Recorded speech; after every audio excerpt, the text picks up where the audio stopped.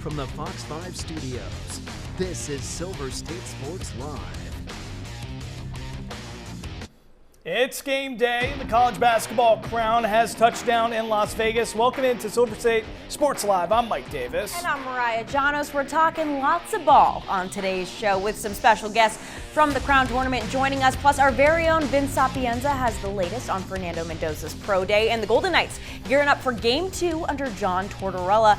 But let's circle back to that college basketball crown. We need to do that. The tournament runs today through Sunday, and here to talk all about it is someone we're very familiar with here in Las Vegas, legendary basketball coach and ambassador for the Crown, the great Lon Kruger. Lon, great to have you with us. So let's start with this. You've led 20 teams to the NCAA tournament over the course of your entire career. Now you're working with the college basketball crown. What piqued your interest about this tournament in particular? Well, obviously, being local here in Vegas, great, convenient for sure. Last year, Fox did such a great job with the inaugural Crown Tournament, Nebraska winning the championship, and then starting this year off 16-0. So teams coming in, we got 8 great teams this year, great coaches coming in. Disappointed to not be in the NCAA tournament, but happy to keep playing, and some teams that were playing very well at the end of the year. Yeah, a lot of good teams. Yeah, absolutely. Now, you just touched on it, the NCAA tournament. It is Final Four weekend. Your son, Kevin, is an assistant coach for Illinois. We love him here in Vegas. I loved working with him when he was with the Runnin' Rebels. But the Fighting Illini have had quite the road thus far. It has been so enjoyable to watch. We were just talking about it a little bit off camera. What do you make of the last 4 teams standing here? Any predictions? Well, 4 great teams, obviously 2 number 1 seeds, and then you've got UConn and Illinois who are playing very well. So 2 great matchups, 4 really good teams as you'd expect in the Final Four. Obviously pulling for Illinois a little bit, but the matchup with Michigan, Arizona will be awfully good too. All right, Coach, let's get your take on this. We want to shift focus to UNLV for a second. Josh Pastner just finished his first season with the program. He's leading the team in a good direction, it looks like, takes them to the NIT tournament. What was your take on year 1 of the Pastner era? Well, interesting for sure. It seemed like a lot of ups and downs, but anytime you can play in the postseason, you got to feel good about that.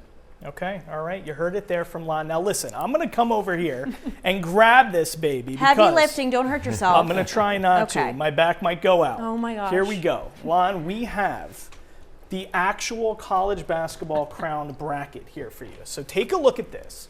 I'm going to do the honors of writing for you. So tell me, and Mariah, what's your pick? Take us through the quarterfinals to the semifinals to the championship. Well, like I say, really, really good teams. And Oklahoma probably playing as well as anyone in the SEC last 10 games of the season. So probably Colorado's a little bit depleted from a roster standpoint, so would go with the Sooners there. A little biased, of course, with that pick, but Porter Moser does such a great job with the Sooners. Okay. That says Oklahoma? That says Oklahoma. Oh, okay, just making sure. Okay, yes. Good. I don't have an MD after my name, just poor handwriting. Okay, now Baylor, Minnesota. What about that? Yeah, former Mountain West Conference coach, with Minnesota, came off in the first year doing very well. Baylor.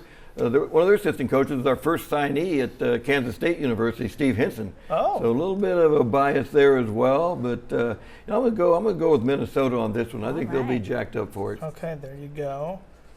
All right, so we got Oklahoma, Minnesota. Okay, Mariah, how about you ask them over there? Okay, so then we have Stanford and West Virginia. Our producer is a West Virginia alum, so he's riding with the Mountaineers, but what say you? Well, again, first-year coaches there, both doing very well. Anytime you can get to the postseason in year number 1, you feel good about that. We'll slide with West Virginia on this one. Okay, James is going to be happy about that. All right, and then Rutgers and Creighton. Coach McDermott. Yeah, Coach McDermott, his last game. Yeah. He's retiring, so Coach McDermott with Creighton done such a great job. Been there 16 years, always in the postseason. Exciting team to watch. Rutgers maybe a little bit more motivated in this one. We'll lead that way with Steve Pikiell. Okay, so you're going with the Rutgers team from New Jersey. All right, so we got Rutgers, West Virginia, Oklahoma, and Minnesota. Yeah, we'll put the Sooners on into the championship game on Sunday. Okay. Again, playing extremely well last part of the season, and then we'll have them matched up against West Virginia out of the Big 12. Wow. Okay. All right, so that leads us to our final question. Who's winning it all? Well, we're going with the Sooners. Sooners again. Sooners. I think we're very deserving to be in the NCAA tournament. Right. Missed out on that. Last team not picked for the NCAA, so I think the Sooners will prevail.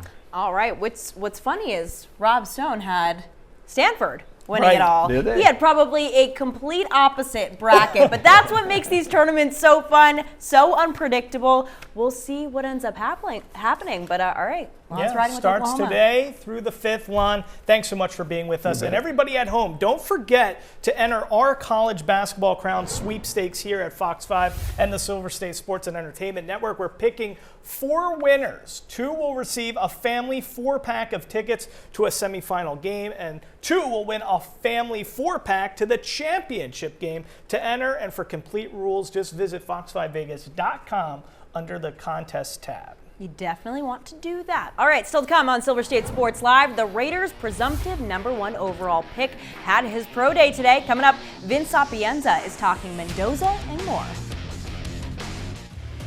This week on the Silver State Sports and Entertainment Network.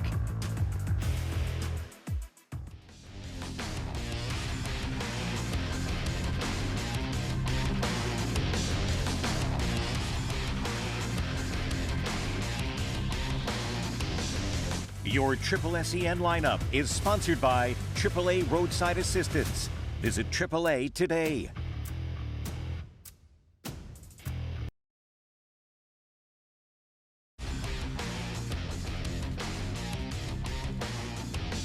You're watching Silver State Sports Live. You know, we had 9 eligible guys coming out for the draft, which is a lot more than normal. So I believe it was like 54, 56 throws. We wanted to just best showcase our guys. At that point, you know, quarterbacks in the past have done shorter pro days than that. However, just want to make sure everybody can showcase their abilities in front of all 32 NFL teams and really run routes that are applicable to the timing that we're going to be running in the NFL. So I think it went great. I thought everyone showcased amazing, and it was great being back in Bloomington one more time with our guys after such a fantastic finish. I just love that What guy. a mature Mariah. young man. I mean, we So look very well-spoken. studious today. Yeah. It's like we should be talking a He's Chekhov novel smarter or than something. us, though, I think. He definitely is. He's Yeah. the savior for the Silver and Black. And joining us right now to talk some Silver and Black and Knights is our insider. He's studious as well, the great Yes. Vince Sapienza. Vince, lots to get to today. Let's Yeah. start with Fernando Mendoza's pro day. 10 members from the Raiders were there in attendance, including John Spytek, our general manager. So what do you think they were keeping a close eye on today? Is there anything that could change their opinion of No. Mendoza at this point? He's Good. like, don't even Simply, finish my simply thought. no, Cut me off. absolutely not. Like, look at this. So I've been told by coaches over a number of years, when they look at these pro days, it's less about what they're actually doing on the field, and it's the in-between stuff. It's what's happening, what are his interactions with his teammates, what are his mannerisms when a throw doesn't go his way, which we didn't even get to see because he was 53 of 56, 3 drops by his wide receivers in this thing. Accuracy was on point, 72% completion percentage in the college game during his Heisman Trophy, which was tops in the NCAA, and that translated into today. Now, for all those that are sitting there saying, well, there's no defense, there's no pads on, you can miss me with all that because the in-between stuff, what you saw on the field and more so what you're seeing right here. We saw him go under center right there a couple times. This is a massive deal for those saying, can he translate to the NFL? He had 90% in shotgun or pistol last year. Clint Kubiak's offense, you're going to be under center a lot.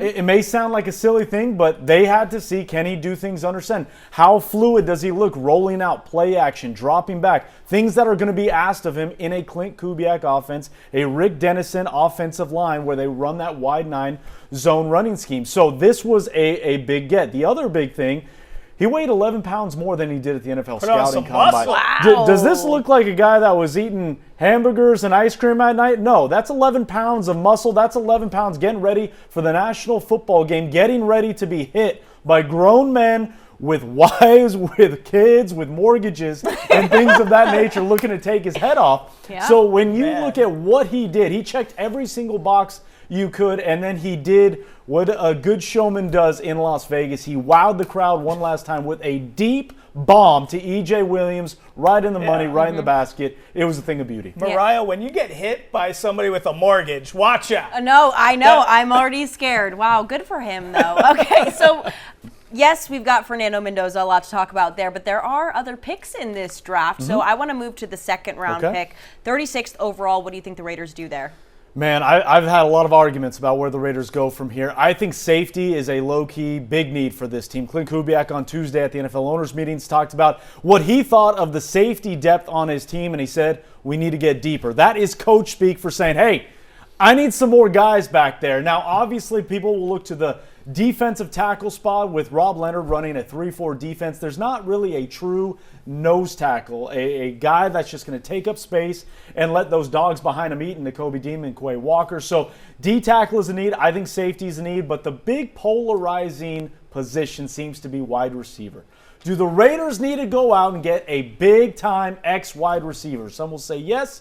I will make the argument that Brock Bowers is your number one pass catcher. So while he might not be the X, he is your Y. He is the only one getting 100-plus targets. Now, that's not to say I don't think the Raiders need a wide receiver. But you invested 2 picks in last year's draft at wide receiver. You just signed Jalen Naylor to a big deal. Clint Kubiak just was effusive in his praise for Trey Tucker. It's already a young group.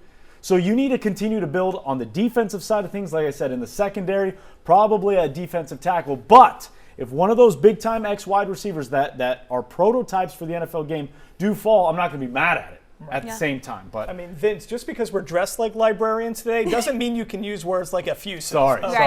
You said you weren't studious. I got to understand my audience. I apologize. We need Fernando in here to tell us the definition of that word. Yeah, that yell. Let me ask you this. Let's switch over to the ice now. We got to talk some Vegas Golden Knights. 7 games left in the season. I want to know your first impression of Coach John Tortorella's first game as coach of the Vegas Golden Knights. And I understand you guys had a nice Italian moment together. We did. I made sure that name Sapienza was there, Tortorella, Paisans. You know, that way it didn't bite my head off because I don't know if you've heard. Yes. He has a tendency to really a bit abrasive. A little bit. But he did say today, he said, I'm trying to be on my best behavior. Yeah. I'm trying to keep my head down. I'm just trying to help this team win. And that he did Monday night against the Vancouver Canucks. You know, it really was fascinating to watch because I think a lot of people, myself included, were wondering what the team would look like. Not necessarily against Vancouver because they're one of the worst teams in the NHL. And it was one of those things you chalk up, they got to win that game. It was less about will they win, it's how will they look. And I would make the argument they look different.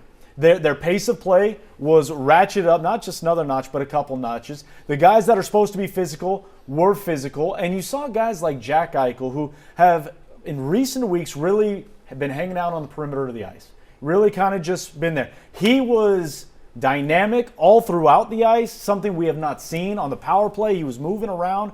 Typically, he gets glued to that one spot that he likes so much. So I did see some differences. He did switch up the lines a little, even though he said multiple times, I'm not changing the lines.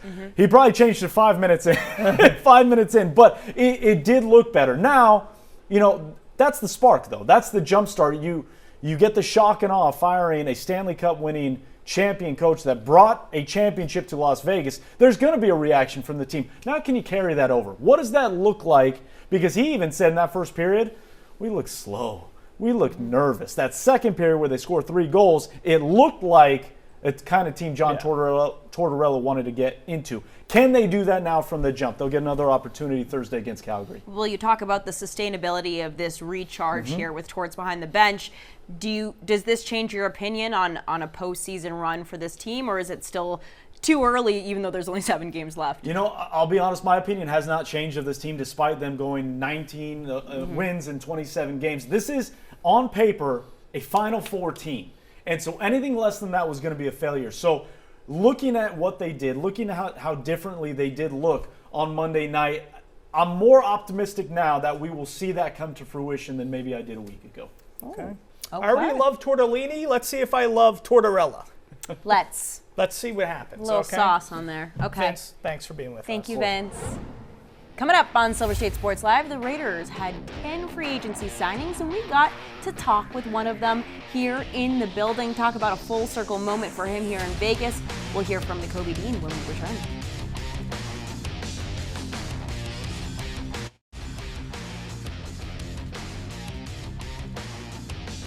You're watching Silver State Sports Live. The Raiders retooled this offseason. We all can't wait for Mendoza mania, but before that, GM John Spytek did work in free agency, signing 10 new players. And one of those special 10 joined me inside the den on Sound Off Sports. Here's my conversation with Nakobe Dean. I just like even how excitable you get when we start talking about the chip on your shoulder because, dude, it started from the beginning. Yeah, you know, with the pectoral issue, you were supposed to be a first-round pick. You slide to the third round. Howie Roseman scoops you up, but it's like that's really the story about me coming out to Vegas. Tell me. So the draft was in Vegas, right? 22. Yeah, first time I ever had been out to Vegas. Draft was in Vegas. Like you said, I slipped. I slipped in the draft. Everybody saying I was having I was red flagged because of injuries. You didn't want to get a surgery on your pectoral, right? No, I didn't need it. You didn't. It was. Why am I getting a surgery if I don't need it? It was a lot of like it was a lot of like false news coming out around like 2 weeks before the draft, and it was like I didn't understand it. They was calling me injury prone and all those things, and I'm like, I haven't missed a game since I've been in college. Played every single game, barely ever even missed practice. So it was like I was kind of. But either way, ended up sliding to the third round. I leave Vegas. I don't want to come back. I'm like, I never want to come back to Vegas ever again. And then we go through OTAs, and I'm like, nah, I can't let a place have a hold on me like that. So in the summertime, we get like 6 weeks before training camp start. I just go back out to Vegas. I just come back out here and I started training, and then I kind of created like a footprint out here in business and everything. So I just been coming out here ever since. I want to make sure I'm hearing this correctly. You're so like this is like a Batman like score. This isn't like so you're telling me because you were so offended because listen, Trayvon Walker goes a lot of UGA guys on this team, right? Yeah. George Pickens went in the second round, Trayvon Walker, Quay Walker went in the first round, I believe. James Cook went in the second, I think. A lot of guys. Yeah, a lot of guys. So you're telling me you were so offended that you slipped when you really shouldn't have because all you did was demonstrate at Georgia I can stay on the field, that you were like, I'm going to come back to Vegas and establish roots here so I can like take over a city where that treated me where I felt wronged? Nah, it wasn't like that, but it was like I'm kind of like a no grudge or no like I don't let nobody, I don't want nothing to hold me, like shackle me. He wants nobody to shackle him, Mariah. That looks like a linebacker. I understand completely. You know, no one can shackle me. No one's shackling him. I know you love him. It's very clear. I love you too. You share a lot in common with him. Yes. You both can't be shackled. No, exactly. And I love you too. But let me break up this moment right here. Why do you think Las Vegas will fall in love with him? Just honestly, like we are in love with him and each other. You see it right there. He carries himself with such a sense of pride. This means a lot to him. I love that backstory of him in Vegas, but the dude is smart. He really has such a great football IQ and a great just traditional IQ. The dude was studying mechanical engineering with a 3.55 at UGA.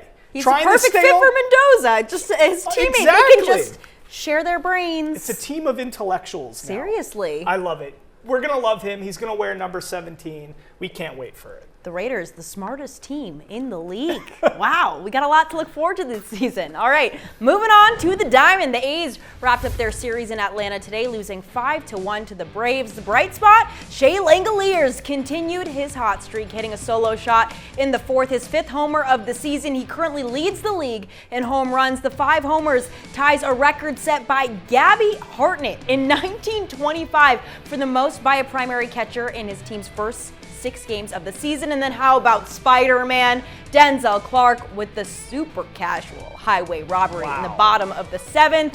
He makes it look so easy, doesn't he? He's amazing. I know. Certainly some things to build on as the Athletics head home for a 3-game series. It's an AL West battle against the Houston Astros. I think Mike Allen's favorite player was Gabby Hartnett back in 1925. Of course it was. He's the only person that knows who that is. That's a covering the bases joke for all you guys who love that show. Guys, coming up, we got to talk some April Fool's Day gags. See what Lids is cooking up. That's when Silver State Sports Live returns.